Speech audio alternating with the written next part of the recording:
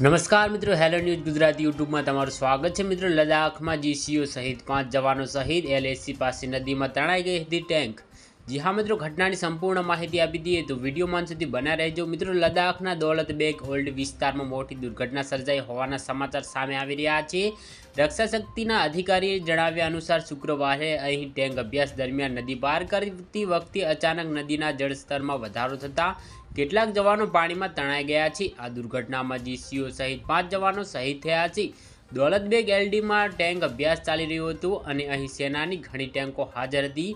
આ સમય દરમિયાન વાસ્તવિક નિયંત્રણ રેખા પાસેથી 72 ટેન્ક દ્વારા નદી કેવી રીતે પાર કરવી તેની પ્રેક્ટિસ ચાલી રહી હતી।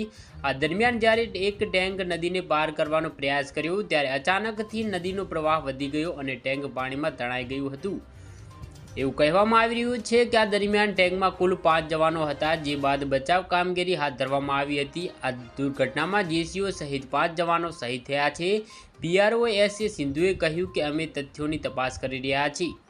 જો મિત્રો તમે અમારી ચેનલ પર નવા હોય તો વિડીયો લાઇક કરી શેર કરીને ચેનલને સબસ્ક્રાઇબ કરી દેજો। ધન્યવાદ।